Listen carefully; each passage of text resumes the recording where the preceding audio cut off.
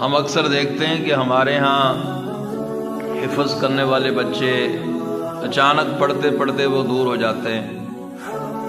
15 سپارے، 20 سپارے، 25 سپارے بچہ حفظ کر چکا ہوتا ہے اور یکدم سے وہ کہتا ہے بھی میں نے نہیں پڑھنا، بالکل اتنا متنفر ہو جاتا ہے، وہ کہتا ہے میں نے ہاتھ نہیں لگانا، میں نے پڑھنا ہی نہیں۔ کیا وجہ ہے اس کی؟ کبھی آپ کے ساتھ بھی ہوا اس طرح؟ اکثر بچوں کے ساتھ اس طرح کا معاملہ ہو جاتا ہے۔ اچھے والے پڑھ رہے ہوتے ہیں، تلاوت چل رہی ہوتی ہے، کلاسز چل رہی ہوتی ہیں، اچانک 5-10 سپارے بچہ پڑھ لیتا ہے، 15 سپارے پڑھ لیتا ہے، 20 سپارے پڑھ لیتا ہے، تو اس کو ایک ایسا دورہ پڑ جاتا ہے کہ وہ کہتا ہے میں نے پڑھنا ہی نہیں ہے۔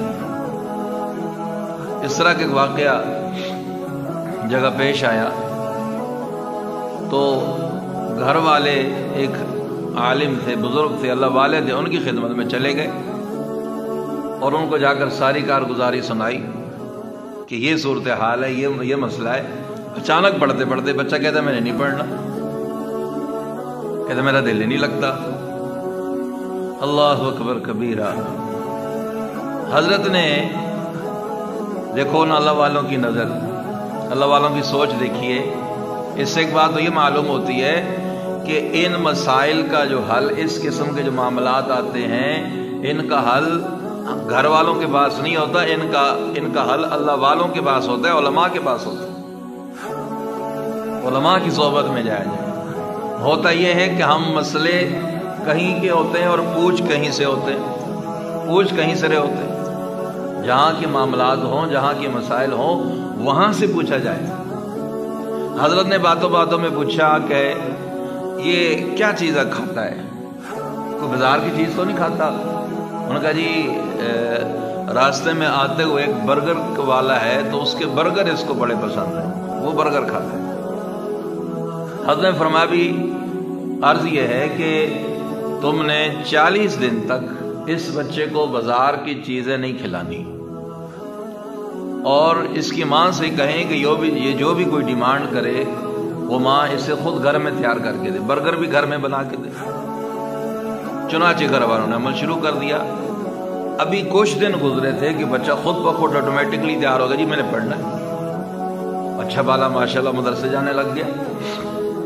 اب گھر والے بڑے پریشان کہ کیا معاملہ ہوا، یہ وجہ کیا تھی؟ حضرت کے پاس آئے، حضرت یہ کیسا نسخہ آپ نے بتایا، ہمیں سمجھ نہیں آئی۔ اللہ اکبر کبیر۔ حضرت نے فرمایا میاں بات یہ ہے کہ اکثر و بیشتر، سب کی بات نہیں ہے، اکثر و بیشتر بازار میں جو چیزیں بکتی ہیں، بیچی جاتی ہیں، وہ بیچنے والے، وہ بنانے والے، وہ پکانے والے وہ بے نمازی ہوتے ہیں۔ اور کئیوں کو تو غسل کا بھی نہیں صحیح پتا ہوتا، بھی غسل بھی کر کے آئیں۔ اور اس حدیث کے اندر آتا ہے کہ ایک بے نمازی کی نحوست 40 گھروں تک جاتی ہے۔ ایک بے نمازی کی نحوست کا اثر 40 گھروں تک ہوتا ہے۔ تو جہاں ایک بے نمازی کی نحوست 40 گھروں تک جائے گی، وہاں اس کے ہاتھ کا پکا کھانا اگر کوئی کھائے گا تو اس کے دل میں نحوست کتنی چلی جائے گی۔ فرمایا اس کی نحوست تھی جو اس کے دل میں اتری، اور جب اس نحوست دل میں آئی تو اس کا دل قرآن سے، دین سے دور ہو گیا۔ اس سے یہ بات سمجھ آئی کہ دیکھیے کہ گناہوں کا اور بے نمازی کا اس کی نحوست کہاں تک جاتی ہے۔ اس لیے ہم اپنے آپ کو نمازی بنائیں، اپنی اولاد کو نمازی بنائیں، صفائی ستھرائی کا خیال رکھیں، اور بالخصوص جو بچے قرآن و حدیث پڑھتے ہیں، قرآن کریم حفظ کرتے ہیں، انہیں بازاری چیزوں سے بچائیں، بازاری کھانوں سے بچائیں، کوشش کریں گھر میں بنا کے دیں، تاکہ وہ جو ایک منزل طے کر رہے ہوتے ہیں وہ منزل تک وہ پہنچ جائیں۔ بڑا دکھ ہوتا ہے، ہمارے ہاں بھی کافی کچھ بچے ایسے ہوتے ہیں 15-20 سپارے تک جاتے ہیں، جی وہ شیطان ایسی پٹی پڑھاتا ہے، نہیں پڑھنا، دل نہیں لگتا۔ تو ہو سکتا ہے اس کی بھی یہی وجہ۔ اللہ ہم سب کو عمل کرنے کی توفیق عطا فرمائے۔